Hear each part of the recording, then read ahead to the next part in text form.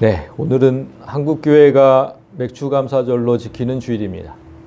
우리는 뭐 이 절기를 지키지 않지만 우리는 지키지 않을 뿐만 아니라 반드시 없애야 하는, 한국교회에서 철폐해야 되는 개혁대성이라고 이렇게 써붙여놨죠. 한국교회가 정한 7월 첫째 주 맥추감사절은 하나님이 정하신 게 아닙니다. 사람이 정한 겁니다. 11월 추수감사절과 12월 성탄절도 마찬가지죠. 성경에 어떤 기록도 없습니다. 하나님께서 제정하셨고 우리가 반드시 기념해야 하는 건 딱 두 가지입니다. 예수님의 부활과 성령 강림절입니다. 이 사실을 널리 알리기 위해서 사람이 만든 전통이 찾아올 때마다 제가 이 얘기를 할 수밖에 없어요. 뭐 거의 모든 교회가 지키니까. 이거 하나님이 만드신 절기도 아닌데 왜 그렇게 지키고 있는지. 자, 다시 한번 복기해 봅시다. 6월절이 언제였죠? 6월절?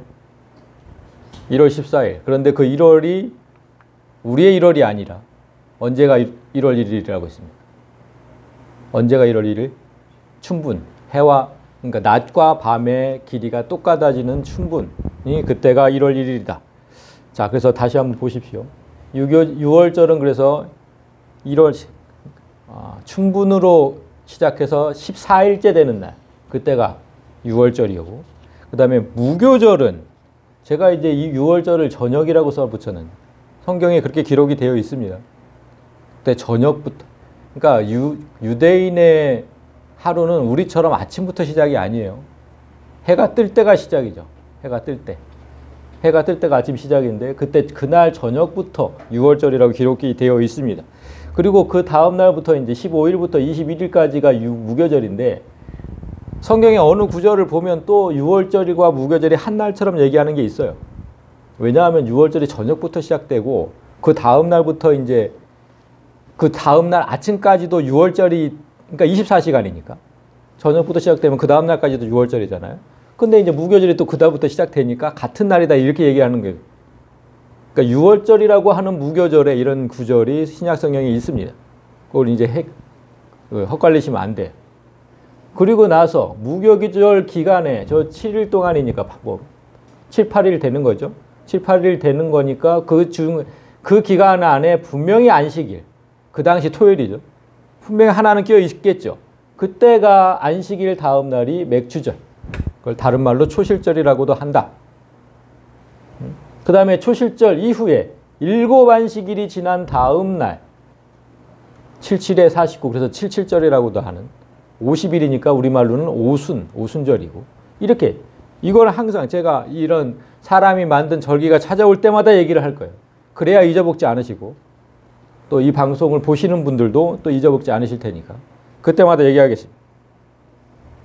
이렇게 되어 있는데 그 맥추절은 분명히 우리 달력으로 따지면 3, 4월이 되겠죠. 4월입니다. 항상 4월. 부활절이 우리가 항상 4월로 이렇게 지키게 되는데. 그런데 왜 우리 한국교회의 맥추절은 7월 첫 주에 있을까? 이 우스운 거죠. 6월절 어린 양이셨잖아요. 예수님이. 6월절 어린 양. 그죠? 6월절 어린 양. 그래서 예수님은 그날 십자가에 돌아가셨고 3일 후 맥추절에 부활하셨습니다. 그래서 맥추절이 부활절인 거예요. 그래서 하나님은 한 해의 첫 열매를 거두는 날에 감사하라고 하신 겁니다. 보리가 아니었어요. 그냥 한 해의 첫 열매를 수확하는 그 절기에 감사해라.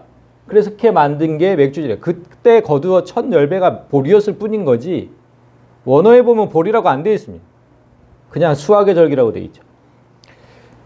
자, 그러니까 뭐냐면 구약의 맥추감사는 오늘날 예수의 부활을 기념하는 그림자였던 거죠. 구약은 신약의 그림자라고 하지 않았습니까?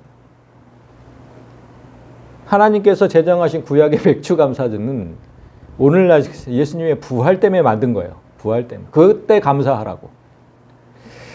그런데 우리나라는 지금 맥추절을 7월 첫 주에 지키고 있는 거죠. 왜 그래요? 그냥 다른 이유 없어요. 그냥 우리나라 보리 추수절에 맞춘 거예요. 얼마나 웃긴 거냐고. 하나님은 예수의 부활을 감사하라고 만들어 놨는데, 그러니까 4월 달에 감사해놓고 이걸 7월 첫 주에 왜 또 하냐는 거죠. 그러니까 사람이 만든 절기 맞죠?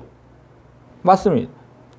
오늘 거의 모든 교회가 맥추감사주일로 지키고 있을 것이고 현수막을 강대상 뒤에 붙여놓고 있을 건데 그 현수막에 항상 들어가는 말씀이 이겁니다.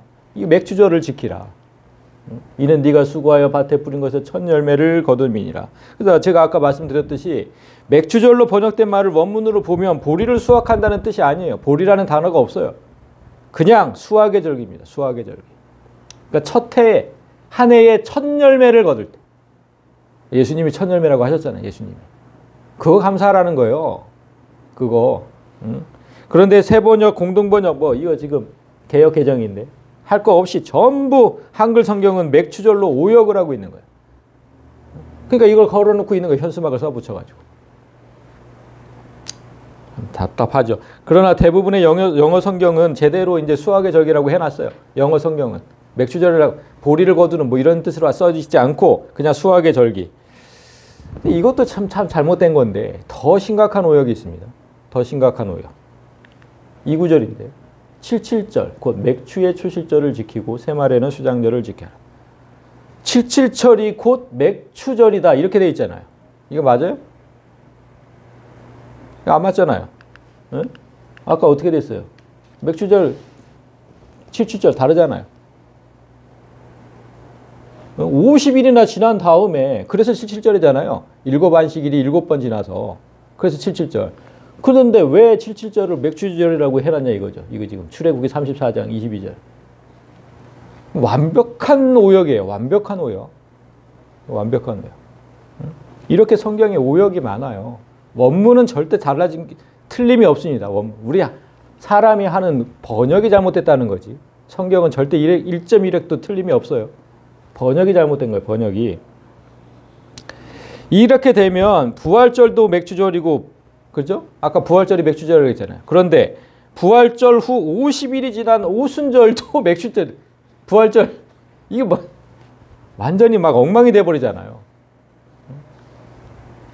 이런 심각한 오역 때문에 어떤 성도들은 77절과 맥추절이 같은 날이라고 생각을 해요. 성경에 이렇게 돼 있으니까. 아, 77절이 맥추절이구나. 절대 아닙니다. 잘못 번역된 겁니다. 잘못 번역된 거.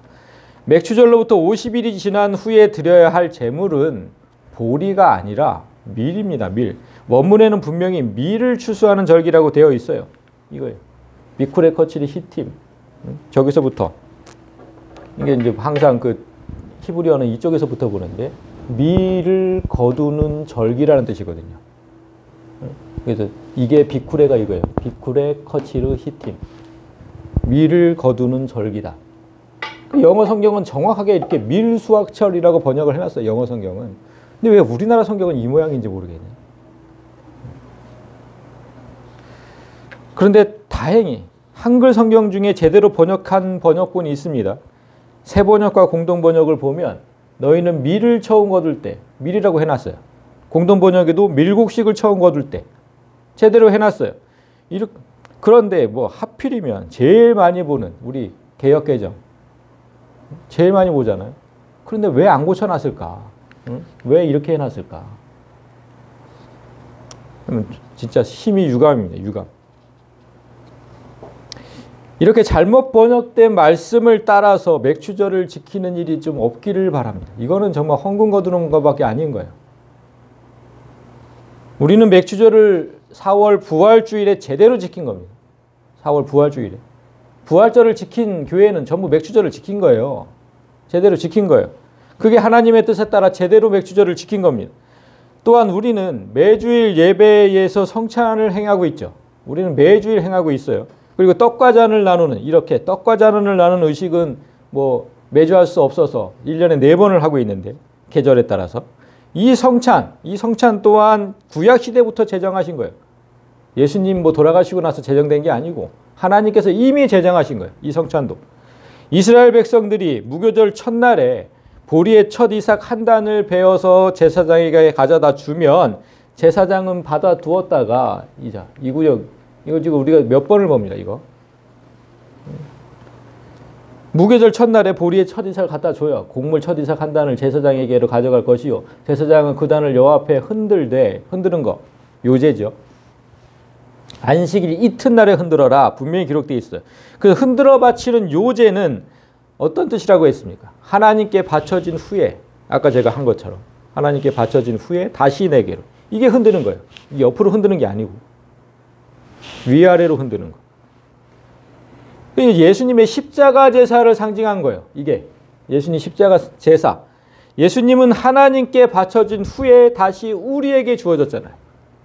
성령으로 주어졌잖아요. 하나님께 바쳐지고 우리에게 주어지고. 그 예수님의 십자가 제사. 그 주신 날이 토요일 안식일이 아닌 안식일 이튿날이라니. 그게 오늘 주일이잖아요. 일요일. 이때 안식일은 토요일이었으니까. 그래서 우리가 주일을 지키는 거예요. 응? 왜 그 처음에 안식일이 토요일이었는데 기독교는 주일, 일요일로 지키느냐 이렇게 막 따지는 사람들, 이런 거 몰라서 그래, 몰라서. 그러니까 이 날이니까, 주일이니까 오늘날의 주일이고 주일의 성찬을 반드시 해야 하는 이유가 여기 있는 거예요. 예수님이 바쳐지고 다시 우리에게 주시고 이거를 주일에 반드시 해야 돼요. 성찬은 1년에 한두 번 하는 그런 행사가 아니라 그런 행사로서 하면 안 되고 예배의 기본으로 매주일 행해야 합니다. 이게 예배의 기본이에요. 예배의 기본. 예배를 우리가 드리는 이유가 여기 있는 거예요. 예수 피로 깨끗하게 된 나를 하나님께 드리는 거니까. 예수 피로 깨끗하게 됐죠? 그래서 우리 예배 참여하는 겁니다. 제가 맨날 앞에 써놨잖아요. 정결하게 된 나를 드려야 된다고. 그 예수 피로 깨끗하게 됐어요. 그 뜻은 예수와 내가 하나가 됐다는 거예요. 그럼 그 예수와 내가 하나 된 거를 하나님께 올려요. 그러면 하나님은 나를 받으시고 그 나를 받으시고 뭘로 내려주시냐면 말씀 대신 예수로 내려주죠. 말씀을 우리에게 매주 주시잖아요. 말씀을. 그러니까 나도 예수와 하나가 돼서 올려지고 하나님도 예수, 말씀된 예수를 내려주시고 그러니까 예수가 우리의 매개체라는 말이 거기서 나오는 거예요. 하나님과 우리 사이의 매개체다. 중보자다. 이게 지금 예배거든요. 이런 시간이 예배인 거예요. 이런 개념을 모르고 예배를 하면 헛된 예배가 되는 거잖아. 헛된 예배죠. 그게 그렇게 말씀 대신 예수를 주시고 그 말씀을 먹음으로 하나님과 하나 되는 의식, 그게 이제 성찬이니까. 자, 그래서 성도가 많아서 뭐 대형 교회는 정말 뭐 몇천 명, 몇만 명 되니까 그렇게 성도가 많아서 매주일 떡과 잔을 돌리는 게 어렵다면 우리처럼 성찬의 의미를 살릴 수 있는 방법을 찾으면 되죠. 고백을 하게 하면 돼. 성도들에게 고백을 하게 하면. 그러면 되는데 번거롭게 뭘 그런 걸 따지냐고 자꾸만 얘기를 해요. 그래서 안 해요, 성찬을. 번거롭게 뭘 그걸 따지. 그 하나님이 그걸 얘기하시죠. 만군의 여호와가 이르노라. 너희가 또 말하기를 이 일이 얼마나 번거로운가 하며 코웃음치고. 모든 교회가 번거롭다고 안 하니까 이런 말씀을 하시는 거 아닙니까? 성찬의 목적은 예배의 목적과 똑같아요. 반드시 해야 돼요. 그래서 이것이 번거로운 일이라고 생각하는 자들은 하나님의 자녀가 아니겠죠. 구약의 절기는 오늘날 예배로 지키는 겁니다.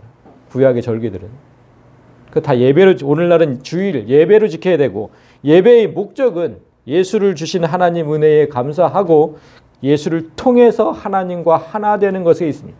이 시간은 그런 시간인 거예요. 예수를 통해 하나님과 하나 되는 시간. 자, 오늘 본문은 그래서 하나님과 하나 되는 방법 중에 하나를 소개를 합니다. 오늘 본문 뭐 너무나 많이 우리 성도들이 아는 구절 말씀인데 항상 기뻐하라, 쉬지 말고 기도하라, 범사에 감사하라. 너무나 잘 아는 말씀입니다. 그런데 이 세 가지 명령을 잘 보면 기뻐하라, 기도하라, 감사하라 한대요. 바울이 이 세 가지를 뜬금없이 말한 게 아니라 왜 하필이면 이 세 가지를 얘기했을까? 뭐 말씀을 읽어라, 뭐 이런 거 아니고 주의를 잘 지켜라, 뭐 이런 거 아니죠. 그냥 기뻐하라, 기도하라, 감사하라. 이 외에 세 가지를 뜬금없이 말했느냐? 뜬금없이 말한 게 아니라 어떤 맥락에서 말했는지가 중요하겠죠. 어떤 맥락에서 이 세 가지를 얘기했느냐? 성도는 예수님, 우리가 두 가지를 기억해야 한다. 예수님 부활과 성령 강림.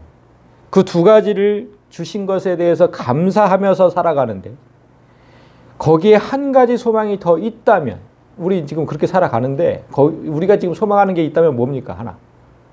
예수님의 재림입니다. 이제. 예수님의 재림. 예수님과 함께 천국도 오기 때문에 우리는 그날을 손꼽아 기다리는 거죠. 오늘 본문이 속한 5장, 이게 지금 5장 16절, 17절, 18절이잖아요. 오늘 본문이 속한 5장이 어떻게 시작되는지를 보면, 자, 1절부터, 자, 형제들아, 때와 시기에 관하여는 너에게 쓸 것이 없다. 때와 시기가 무슨 때입니까? 예수님 다시 오시는 때. 그 때와 시기에 관하여는 쓸 게 없다. 왜냐하면 주의 날이 밤에 도둑같이 이를 줄을 너희 자신이 자세히 알기 때문이다. 우리도 잘 알죠? 성경을 통해서. 도둑같이 올 것이다. 그들이 평안하다, 안전하다 할 때, 여기서 그들은 이제 세상 사람들이죠. 세상 사람들이, 아우, 평안해. 우리 너무 안전해. 이렇게 하고 있을 그때에 임신한 여자에게 해산의 고통이 이름과 같이 멸망이 갑자기 그들에게 이르리니 결코 피하지 못하리라. 그러므로 너희는 이렇게 된 거예요. 그러므로 너희는 이래라 이래요. 항상 기뻐하고. 자. 따라서 이 세 가지 명령은 예수님을 기다리는 성도들이 마땅히 갖추어야 할 신앙 자세인 거죠. 예수님 기다리면서 항상 이렇게 하고 있으라는 거예요.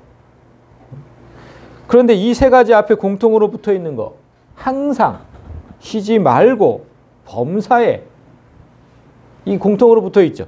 셋 다 끊임없이 항상 하라는 거잖아요. 셋 다 똑같은 뜻이잖아요.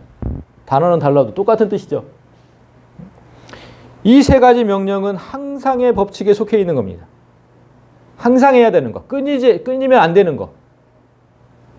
그 왜일까? 이 세 가지는 왜? 왜 항상의 법칙에 속해 있어야 하나? 그런데 먼저 왜는 둘째고 이게 가능하기는 합니까? 이게 가능하긴 해요? 이게 어떻게 가능해요? 아니, 어떻게 항상 기뻐합니까? 어떻게 항상 기뻐해요? 사랑하는 사람이 죽었어요. 기뻐할 수 있어요? 아니, 나 또는 가족이 암에 걸렸는데 기뻐할 수 있을까요? 온 집안이 초상인데? 사업이 망하고 자식이 엇나가는데 어떻게 기뻐합니까? 어떻게 항상 기뻐하라는 거예요 도대체? 이게 가능하냐고. 또한 쉬지 말고 기도하는 건 가능해요? 쉬지 않고 기도할 수 있어요? 아니 생각해보면 우리는 하루 24시간 중에 일하고 잠자는데 3분의 2를 쓴대요. 일할 때 집중해서 해야 되죠. 뭐 딴 생각하면 이거 실수하잖아요. 어떻게 기도합니까? 기도하기가 쉽지 않죠. 잠잘 때는 하고 싶어도 못하죠. 하고 싶어도 못하잖아. 그런데 어떻게 쉬지 않고 기도하라는 겁니까? 도대체 저거 무슨 뜻입니까? 쉬지 말고 기도하라는 게. 그리고 범사에 감사하는 것도 불가능하죠. 그러니까 항상 기뻐하는 거와 거의 비슷하잖아요. 기뻐야 감사도 하는 거지.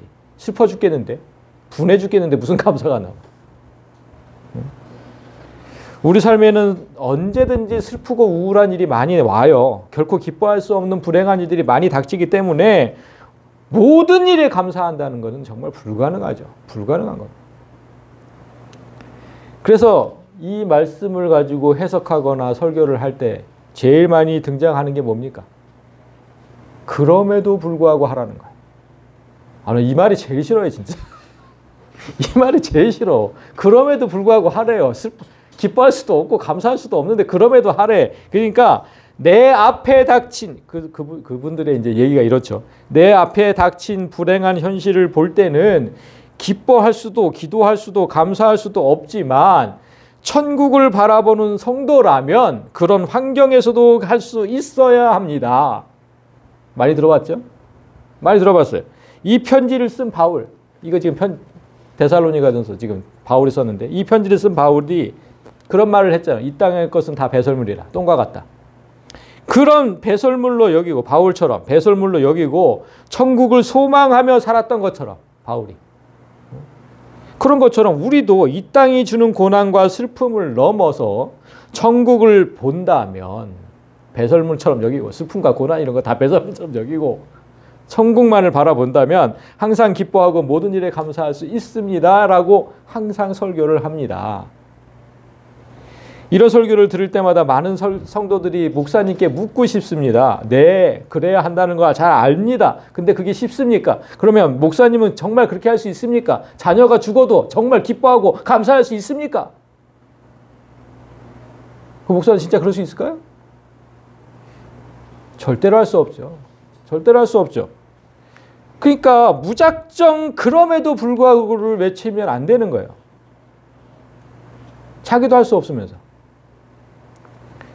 이 세 가지 명령이 어떤 의미인지를 잘 알아야 되죠. 먼저 그걸 잘 알아야 되고 어떻게 하면 그런 신앙을 가질 수 있을지를 성도들에게 말을 해줘야 되는 거예요. 절대 불가능할 것 같은 이 세 가지 명령을 이해하려면 먼저 이거부터 여기에 매여 있으면 안 되고요. 이거부터 봐야 돼요. 이거부터. 이거를 먼저 이해를 해야 이게 가능합니다. 자, 이 세 가지 뜻. 이게 지금 세 가지. 지금 네 절로 되어 있죠. 네 절로 되어 있지만 21절, 22절은 지금 한 구절입니다. 한 구절. 범사에 헤아려서 좋은 것을 취하고 악은 버려라 이거예요. 그러니까 하나. 그러니까 성령을 소멸하지 마라. 예언을 멸시하지 마라. 범사에 좋은 것을 취하고 악한 건 버려라. 이 뜻이죠. 그런데 이 첫 번째, 여기도 첫 번째부터 지금 난관에 부딪혀요. 성령을 소멸하지 마라. 성령은 분명히 하나님이시죠. 근데 우리가 하나님을 소멸할 수 있다. 이건 무슨 뜻입니까, 이것도? 우리가 하나님을 소멸할 수 있어요? 왜 이렇게 말을 하는 거예요, 도대체? 성령을 소멸하지 말라니. 응? 아니, 사람이 하나님을 어떻게 소멸을 합니까? 응? 그러니까 항상의 법칙보다 더 이상한 말씀이 지금 등장한 거예요. 항상 하는 것도 너무 불가능한데 이건 더 불가능해요. 내가 하나님을 없앨 수 있다니. 아니, 여기서 소멸이라는 단어, 성령을 소멸하죠. 소멸이라는 단어를 보니까 진짜 이런 뜻이에요. 불을 끄다라는 뜻이에요. 불을 끄다. 그럼 내가 진짜 하나님을 불을 끄는 것처럼, 물로 확 불을 끄는 것처럼 없앨 수 있다는 거예요. 이 말이 돼요, 안 돼요? 우리 하나님 없앨 수 있어요? 없어요. 없어요. 어떤 경우에도 절대로 없어. 하늘이 무너져도 없어, 이거는. 그러면 대체 이게 무슨 소리냐? 물과 소화기로 불을 끄는 것처럼 성령을 그렇게 꺼버리지 말라는 게 대체 무슨 뜻이냐? 이 말이 이상하게 들리는 이유는 이 단어의 두 번째 의미를 몰라서 그래요. 이것만 알아서 그래요. 이것만 알아서. 불을 끈다는 이 첫 번째 의미에서 파생된 두 번째 의미가 있어요. 이겁니다. 감정, 영향력, 힘 등을 억누르다, 억제하다. 첫 번째 의미에서 파생된 거예요. 파생된 거. 그러니까 불을 완전히 꺼버리지 끄기 전에는 이게 이런 게 먼저 억누르고 억제하는 게 먼저잖아요. 여기서 나온 거죠. 그러니까 성령 하나님을 사람이 소멸한다는 건 절대로 말이 안 되니까 바울이 지금 말한 뜻은 이 뜻이라는 거예요. 이 뜻. 성령이 내 안에서 활동하시는 걸 억누르지 말아라. 억누르지 말아라.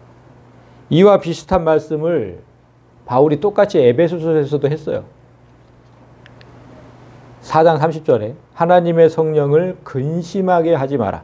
그 안에서 너희가 구원의 날까지 인치심을 받았느니라. 여기서 근심이라고 번역된 데는 립베오라는, 립베오. 고통을 가하다는 거예요. 그러니까 단순히 근심하게 하는 차원이 아니죠. 우리가 하나님을 아주 고통스럽게 만든다는 거예요. 그런 뜻으로 쓴 거예요. 내가 하나님을 고통스럽게 만든다. 그러니까 너희는 이미 구원의 날까지 인치심을 받았다. 이제 뒤에 그렇게 써놨는데, 그러니까 성령 안에서 인치심, 즉 구원을 확정받았지 않았느냐. 그러니 그 확정 판결은 절대로 취소되지 않죠. 그러니까 제발 속 좀 썩이지 말라는 거예요. 하나님을 고통스럽게 하지 마라. 그러니까 너희는 이미 하늘 백성이야. 제발 하나님 속 좀 썩이지 마. 이 뜻이에요. 하나님이 너무 고통스럽다는 거죠. 버릴 수도 없는데. 이걸 진짜 버릴 수도 없는데. 이미 확정됐으니까. 그렇다면 우리가 어떤 행동을 할 때 하나님께 고통을 가하게 되는지, 또 아까 성령의 소멸, 성령의 역사를 어떻게 하면 억누르게 되는지를 알아봐야 되잖아요. 그걸 알아야 되죠.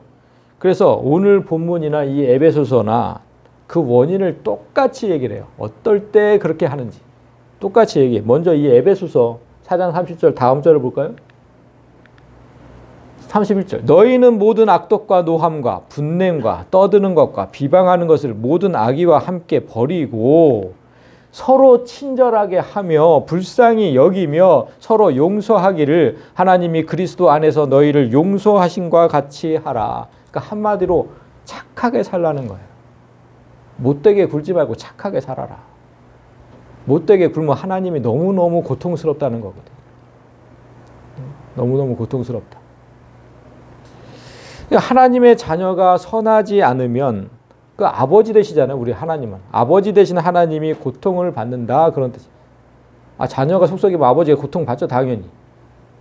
오늘 본문도 똑같아요. 데살로니가전서 5장에서도 바로 직전 말씀을 보면 또 형제들아 너희를 권면하노니 게으른 자들을 권계하며 마음이 약한 자들을 격려하고 힘이 없는 자들을 붙들어주며 모든 사람에게 오래 참아줘라. 삼가 누가 누구에게든지 악으로 악을 갚지 말게 하고 서로 대하든지 모든 사람을 대하든지 항상 선을 따르라. 우리가 성령을 근심하게 하고 억누르는 때는 이 땅에서 선을 행하지 않고 악을 행할 때다. 그렇게 말씀하신 거예요. 하나님의 자녀가 마치 마귀의 자녀처럼 행동할 때 성령은 고통받고 내 안에서 급격히 위축된다는 거예요. 이게 중요해요. 여러분. 이게 중요합니다. 자, 생각해 보면 성령은 분명 우리의 의지와 상관없이 주어졌다고 성경이 말씀하시고, 그죠? 하나님의 주관대로, 주체적인 그 뜻대로 우리의 의지와 상관없이 주어졌잖아요. 내가 뭐 받고 싶어서 받은 거 아니잖아요. 성령을. 그렇지만 그렇게 우리의 의지와 상관없이 주어졌지만 내 의지와 상관없이 나를 로봇처럼 조정하지는 않는다는 거예요. 일단 내 안에 들어오셨어요. 근데 나를 로봇처럼 그렇게는 안 하신다는 거예요. 내가 못된 짓 하면 그냥 고통을 받으시는 거지. 이 원리를 육신의 부모와 나와의 관계에 적용해 보면 이해하기가 쉬워요. 부모님은 내 의지와 상관없이 나를 낳았죠. 똑같잖아요. 내가 태어나고 싶어서 태어난 사람 있어요? 아무도 없어요. 내 의지와 상관없이 나는 이 세상에 나왔어요. 이 원리는 성령이 내 의지와 상관없이 내 안에 들어와서 내가 다시 태어난 것과 똑같은 거예요. 그죠? 나 다시 거듭났잖아. 다시 태어났잖아. 똑같아요. 그거랑. 또한 부모님이 나를 낳았지만 자녀가 성장하면 그 자녀의 삶을 조정할 수 없어요. 자녀 얼마나 자기 멋대로 삽니까? 조정할 수가 없어요. 자기 멋대로 살지. 자녀가 악행을 저지르면 부모는 고통을 당해야 할 수밖에 없고 자녀가 내 인생에 간섭하지 말라고 말할 때 부모의 역할은 급격하게 위축되죠. 제발 좀 내 인생에 간섭 좀 하지 말라고. 할 수가 없어요. 부모의 역할은 위축이 되는 거예요. 똑같아요. 하나님과 나와의 관계도 네와 똑같다는 거예요. 내 인생에 하나님이 관여하는 걸 싫어하고 내 뜻대로 행동하려고만 할 때 성령의 영향력은 위축된다는 거예요. 그게 성령이 소멸된다는 뜻이에요. 그렇다면 성령을 소멸하지 않으려면 어찌해야 됩니까? 내가 성령을 소멸하지 않으려면 다시 부모와 자녀의 관계를 생각해 보세요. 자녀가 자신의 삶에서 부모를 배제하지 않으려면 부모의 말에 항상 귀를 기울이겠죠. 좀 내 인생에 참견 좀 하지 마세요. 이러진 않고 항상 물어보겠죠. 항상 물어보겠죠. 그때 부모와 자녀 사이에는 친밀함과 신뢰가 생깁니다. 마찬가지로 내 안에 계신 성령 하나님의 역할을 축소하지 않으려면 하나님 말씀에 늘 귀를 기울여야 되겠죠. 내 멋대로 살지 말고. 그게 바로 다음 구절입니다. 예언을 멸시하지 말고. 그래서 이어진 거예요. 그래서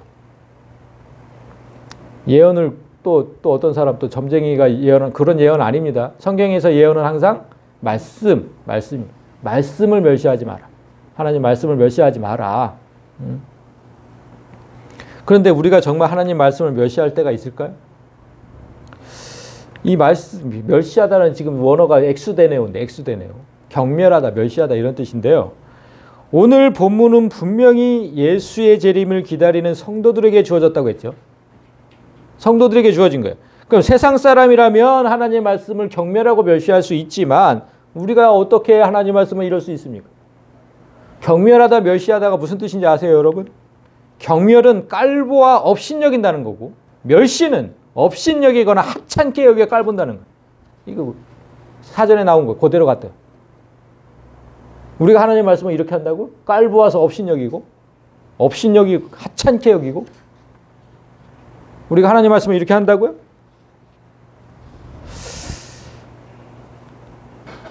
오죽했어. 우리가 그렇게 하고 있다는 거죠. 오죽했으면 말씀을 멸시하지 말라고 지금 얘기하겠습니까? 지금 하나님이. 말씀을 좀 멸시하지 말라고. 못된 자녀가 부모의 말을 귓등으로도 안 듣는 것처럼 우리도 하나님의 말씀을 정말 멸시합니다. 아까 우리가 지금 봤던 이 구절 있잖아요. 아까 에베소서 4장 악독과 노함과 분냄과 떠드는 것과 비방하는 것을 악의와 함께 버리고 서로 친절하게 하며 불쌍히 여기며 서로 용서하기를 하나님이 그리스도 안에서 너희를 용서하신 것 같이 하라. 이렇게 사신 분들 있어요? 어떻게 매달 이렇게 사냐고 우리가.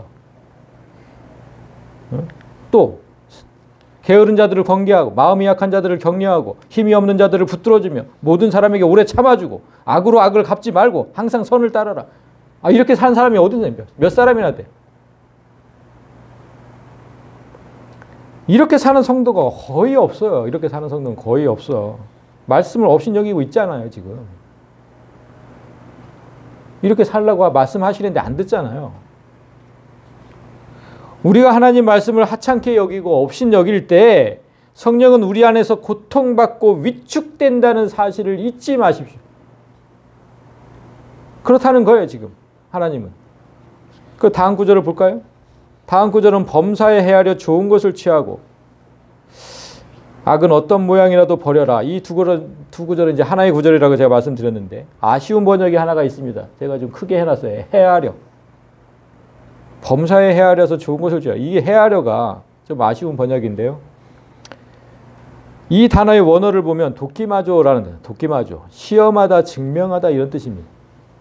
시험하다, 증명하다. 그러니까 무슨 뜻이냐면 제가 뉴스를 보니까 지난주에 뭐 우리나라에서도 이제 코로나 백신이 나왔대요. 이제 생산이 된대, 우리나라에서도.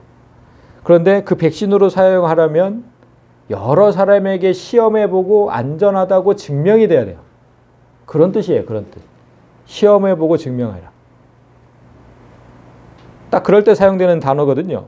따라서 정확하게 번역하면 지금 범사에 헤아려 좋은 것을 취하고 악은 어떤 모양을 버리라. 이걸 정확하게 번역하면 이거예요.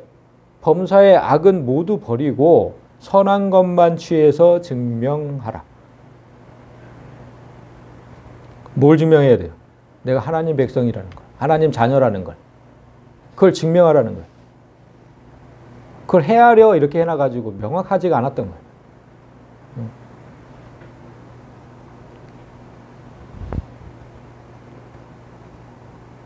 그러니까 예수님 오시는 날 내가 하나님의 자녀라는 걸 증명해야 되는데 그때 그래야 내가 들려 올라갈 거 아닙니까? 그렇다면 만약 내가 이런 삶을 살지 못하면 그러면 나는 구원에 대해서 탈락합니까? 아니죠. 늘 강조하지만 그렇게 얘기하면 행위구원론자가 되는 거예요. 내가 잘해야만 구원을 받는다. 그러면 행위구원은 이단이 되는 거예요. 이단. 우리의 구원은 전적인 하나님의 은혜로 받는 것이지 우리의 어떤 선한 행위 때문이 아니다. 성경은 진짜 그걸 강조를 해요. 우리는 선한 행위를 하면서 하나님께서 내 안에 계신다는 것을 증명만 할 뿐이지 구원의 여부는 전적인 하나님의 권한입니다. 바울은 다음 구절에서 그 사실을 말을 합니다. 평강의 하나님이 친히 너희를 온전히 거룩하게 하시고, 그죠? 또 너희의 온 영과 혼과 몸이 우리 주 예수 그리스도께서 강림하실 때까지 흠없게 보존되기를 원하노라. 이 전쟁터 같은 삶에서 평안을 주시는 하나님께서, 평강의 하나님이 직접 우리를 온전하게, 친히, 직접 하나님께서 하신다는 거야. 하나님께서. 우리를 거룩하게 하신다. 온전하게 하시고 거룩하게. 그래서 우리의 영과 혼과 몸을 예수님 다시 오시는 그날, 마지막 날까지 흠없게 보존해. 흠이 없다는 게 무슨 뜻이에요? 죄 한 톨 없이. 죄 한 점 없이. 그럼 여기서 영과 혼과 몸이라고 해야 돼요. 영과 혼과 몸. 우리가 영과 혼을 그 영혼을 그 두 가지로 항상 배웠죠. 헬라어로는 뭐와 뭡니까? 또 기억이 안 나. 네? 왜 그렇죠? 푸뉴마 푸시케. 그리고 몸이라는 단어가 나오는데 몸도 두 가지였어요. 혹시 기억나세요? 소마와 사르스라는 단어예요. 소마와 사르스. 자, 여기 봅시다. 근데 여기서 그러면 그 네 가지가 어떻게 쓰였는지를 봐야죠. 영과 혼과 몸이라고 했으니까. 자, 푸뉴마, 푸시케, 소마로 사용이 됐어요. 그러니까 영, 푸뉴마, 혼, 푸시케, 몸, 소마입니다. 그러면 내 안에 푸뉴마 자, 이거 보세요. 푸뉴마는 육체가 없는 존재의 영이라고 그랬죠. 푸시케는 육체가 있는 존재의 영이라고, 우리 사람. 그래서 푸뉴마는 하나님의 영, 천사의 영. 그걸 얘기할 때 푸뉴마를 항상 쓰고, 푸시케는 사람이나 동물, 이런 don에 푸시케를 쓰고, 소마는 영혼이 깃든 육체, 인격체를 소마라고 하고, 아까 사르스라는 단어는 그냥 살덩이, 영혼이 없는 그 육체만. 그걸 사르스라고 해요. 그럼 이렇게 지금 쓰인 거예요. 이렇게 쓰인 거. 그러니까 영과 혼과 몸이,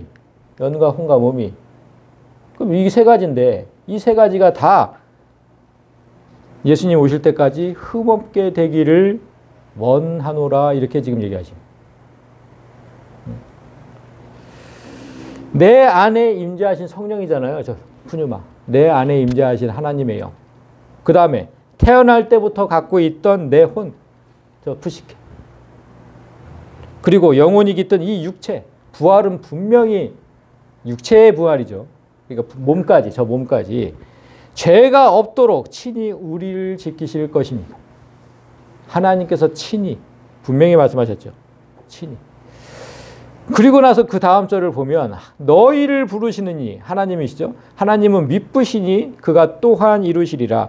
우리를 천국 백성으로 부르시는 하나님은 미쁘시다. 미쁘시다는 뜻이 뭐라 그랬죠? 믿을만하다는 뜻이에요. 믿을만하다. 신뢰가 간다. 그런 뜻이에요. 그 하나님께서 그 또한 이루시리라. 그가 또한 이루시. 여기서 이룬다고 번역한 단어를 보면요, 이 뽀이에오 단어 우리가 몇 번 봤는데, 만들다, 창조하다, 뭐 이런 뜻이에요. 하나님께서 창조하신 그 행위를 뽀이에오라는 단어를 쓰는데, 그러면 나라는 존재는 때때로 성령을 소멸하기도 하죠. 막 억누르잖아요. 못되게 굴잖아요. 그리고 말씀을 무시하고 살아요. 그리고 악한 행동을 하지만 하나님은 그런 나를 포기하지 않으시고 하나님 자녀로 만들어 가시겠다는 거예요. 나를 포기하지 않으시고 그런 나를 끝까지 만들어 가겠다. 나는 너무 감사하잖아요. 너무 감사해요. 여기까지 이해했다면 이제 이 세 가지 명령, 이게 어떻게 가능한지를 봐야지. 이 항상의 법은 어떻게 가능한 것이냐.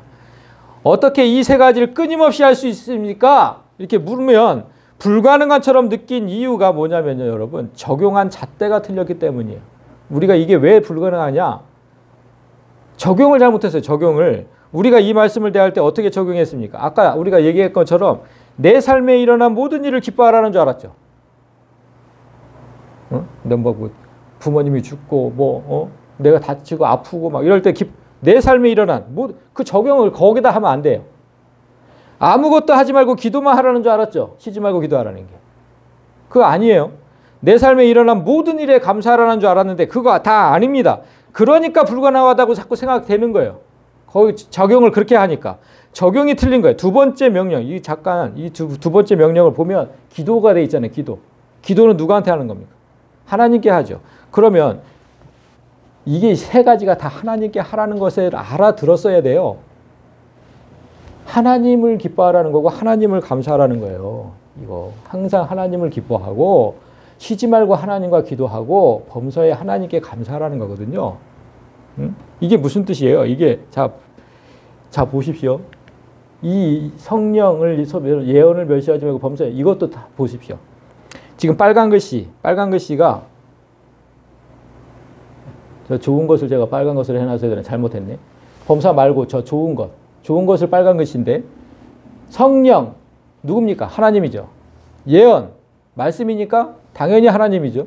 좋은 것이 뭐냐면 선이에요. 선 하나님이에요. 하나님. 자 좋은 것이라고 번역한 단어 깔로스거든요. 선, 하나님을 상징하고 여기 지금 악은 어떤 거예요? 악은 포네로스, 악이 사탄을 상징하는 거죠. 선과 악이잖아요. 선과 악. 그래서 이 세 가지는 전부 하나님을 상징하는 거예요. 하나님을 상징. 성령, 예언, 좋은 것 다 하나님을 상징한다. 제가 이 구절을 먼저 알아야 세 가지 명령을 이해할 수 있다고 한 이유가 바로 여기 있는 거예요. 하나님을 소멸하지 말고 하나님을 멸시하지 말고 악을 버리고 항상 하나님을 취하면 항상 하나님을 기뻐할 수 있고 쉬지 말고 하나님과 기도할 수 있고 범사에 하나님께 감사할 수 있다는 거예요. 이게 가능하면, 이게 되면.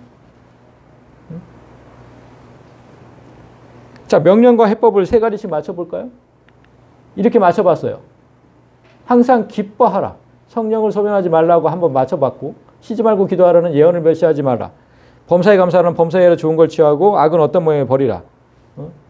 자, 이거 맞춰봤어요. 내 안에 계신 하나님이 저 성령을 소멸하지 말라 그랬으니까 내 안에 계신 하나님을 억누르지 말라는 거잖아요. 그 내 안에 계신 하나님이 내 삶의 주인이라고 항상 고백하는 사람은 성령을 위축하지 않겠죠. 억누르지 않겠죠. 항상 하나님을 기뻐할 수 있다는 거예요. 그러면 하나님께서 내 삶에 관여하심을 느낄 때마다 뛸 듯이 기뻐하는 거예요. 그때마다 내가 성령을 억누르지 않을 때마다 항상 기뻐할 수 있다는 거예요. 그 뜻이에요. 그 뜻. 그리고 똑같이 두 번째도 예언을 말씀 아니 기도는 하나님과 대화하는 거죠. 제가 항상 얘기했잖아요. 나 스스로 혼자서 막 기도하고 벌떡 일어나서 나가면 그거 기도 아닙니다. 항상 말씀을 들으시라고 그랬어요. 들으시라고. 대화하는 거예요. 하나님과 대화. 그래야 두세 시간이 가능하죠. 어떻게 두세 시간을 기도합니까? 대화가 안 되면. 그러니까 말씀을 멸시하지 않는 사람은 쉬지 않고 기도할 수 있다는 뜻이에요. 아니, 성경을 보고 계속 대화가 된다니까요. 성경을 보면. 하나님, 이게 도대체 무슨 뜻이에요? 그래서 또 깨달음을 주시면 너무 아, 그래요? 막 뛸 듯이 기뻐하고. 이거 말씀을 멸시하지 않을 때 쉬지 않고 기도할 수 있다는 뜻이에요. 그런 뜻이에요. 뭐 잠잘 때 어떻게 기도를 해요? 다 오해한 겁니다. 다 오해한 거. 마지막 세 번째도 내가 악한 사탄을 버리고 선하신 하나님을 선택한다면. 그래서 내가 항상 하나님의 형상임을 내 안에 하나님이 계시면 뭐라 그랬어요? 내가 하나님의 형상이라 그랬죠? 우리는 그렇게 만들어졌으니까. 그렇게 하나님의 형상임을 증명한다면 나는 모든 일에 감사할 수 있죠. 내가 하나님인데 모든 일에 감사가 되죠. 당연히. 그럴 때만 가능한 거예요. 내가 하나님이라고 느끼며 살아갈 때만. 그때만 가능한 거라고. 어떻게 모든 거에 감사합니까? 그러니까 태초에 아담은 하나님의 형상을 버리고 사단의 형상을 택했지만 성령이 임한 우리는 그때의 실수를 바로잡을 수 있어요. 악한 사탄의 모습은 내게 1도 보이지 않게 할 수 있고 악은 어떤 모양이라도 버리라 그랬잖아요. 1도 보이지 않게 하고 선한 하나님의 모습만 내게 나타나게 한다면 당연히 모든 일에 감사할 수 있죠. 내가 하나님인데 무슨 감사가 안 될 게 뭐가 있습니까? 가족이 죽고 불행한 일이 닥칠 때 그때도 기뻐하라고 감사하라는 게 아닙니다. 그때는 당연히 슬퍼하고 애통해 하는 거예요. 애통해 하라고. 애통해 하는 자가 복이 있다고 했는데 무슨. 그런 일이 닥칠 수밖에 없는 이 세상에서 정말 불행한 일이 닥칠 수밖에 없는 이 세상에서 나를 위로하시면서 다시 하나님으로 살게 만드신 그 은혜에 감사하라는 뜻 아닙니까? 제가 이 내용을 묵상하다가 생각난 게 있는데 얼마 전에 가수 임영웅 아시죠? 가수 임영웅 팬덤이 아주 유명해요. 팬들이 임영웅의 팬들이 거기에 관한 기사가 하나 났는데 임영웅 생일 앞두고 팬들 거인증 김영희에게 달려간 이유 이렇게 돼. 제가 이 기사 내용을 이제 잠깐 이렇게 스크랩해 왔는데 이렇게 되어 있습니다. 가수 임영웅 팬클럽 회원들이 임영웅의 생일을 앞두고 선한 영향력을 몸소 실천하고 있다. 이들은 매년 임영웅 생일을 맞아 모은 성금을 사랑의 열매 또는 대한적십자사 등에 기부했으나 올해는 도움이 절실한 전 농구선수 김영희에게 직접 주기로 결정했다. 이들이 이런 선한 행위를 하는 이유가 뭡니까? 단 하나. 자신들이 좋아하는, 자신들이 정말 아끼는 그 임영웅이라는 자신들의 스타를 빛내기 위해서입니다. 나를 빛내기 위한 게 아니라 그 임영웅을 빛내기 위해서 이런 일을 한다는 거예요. 우리가 이런 일을 하면 임영웅이 빛날 거야. 정말 부끄러웠어. 정말 부끄러웠어. 세상 사람들도 자신들이 따르는 사람을 빛내기 위해서 이렇게 선한 일을 하려고 노력을 하는데 하나님의 자녀라는 우리는 하나님을 빛내기 위해서 무슨 일을 했을까? 얼마나 선하게 살았을까? 우리는. 오히려 하나님의 영광을 가리지 않았으면 다행이죠. 23절에 분명히 이렇게 말씀하셨잖아요. 평강의 하나님이 친히 너희를 온전히 거룩하게 하시고 너희의 영과 혼과 몸이 우리 주 예수 그리스도께서 강림하실 때 흠없게 보존되기를 원한다. 바울은 하나님께서 우리를 친히 이렇게 만드실 수 있도록 끝까지 지킬 수 있기를 원한다고 했잖아요. 원한다고. 하나님이 그걸 원한다. 그게 무슨 뜻입니까? 그러니까 성령을 소멸하지 말고 예언을 멸시하지 말라는 거예요. 그렇게 하실 수 있도록 하나님께서 이렇게 끝까지 지키실 수 있도록 제발 좀 하나님을 멸시하지 말고 말씀을 무시하지 마라. 제발 못되게 굴지 마라. 이건 진짜 창피한 거예요. 임영웅의 팬들은 빛내기 위해서, 스타를 빛내기 위해서 그렇게 선한 걸 하는데 우리는 이런 얘기를 들어야 돼. 우리는. 제발 속 좀 썩이지 마라. 나를 고통스럽게 하지 마라. 이런 얘기를 들어야 된다고.